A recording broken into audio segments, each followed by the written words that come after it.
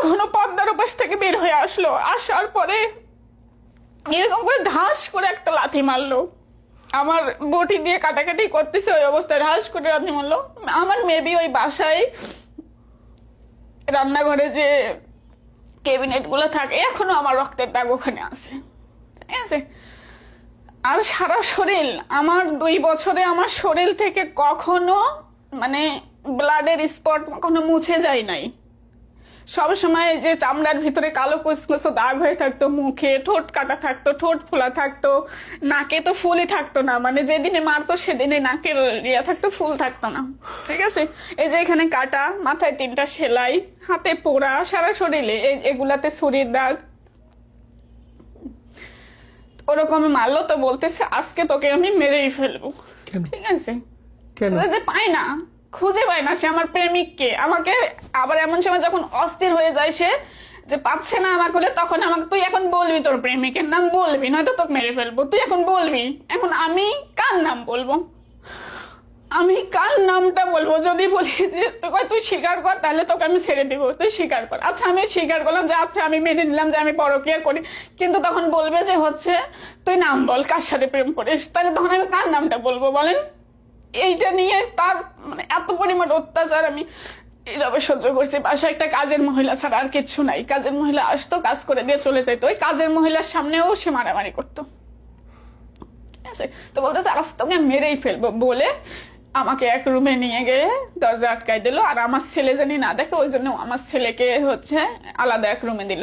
আর অতটুকু আমার বাচ্চার ওয়েট ছিল আমার 32 কেজি, 5 বছর ওজনের বয়সের একটা বাচ্চা, ওজন ছিল 32 কেজি। সেই বাচ্চা আমার দিনে দিনে শুকা এরকম মানে এরকম চিকন হয়েছে। সব সময় অত্যাচার, এগুলা মায়ের অত্যাচার সে নিজের চোখের সামনে দেখছে।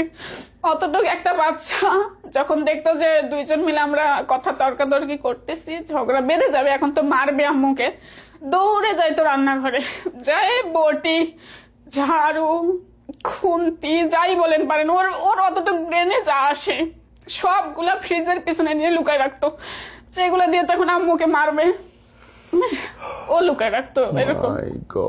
আবার এসে আমার ওই ছোট ছোট হাতে রক্ত মোছাই দিত, পানি খাওয়াই দিত। কেউ তো নাই আমার ওই ছেলে ছাড়া। ওর মানসিক অবস্থাটা কি হয়ে যাবে? তারপর আমাকে রুমে নিয়ে যাওয়া হলো, দরজা লাগাই দিল।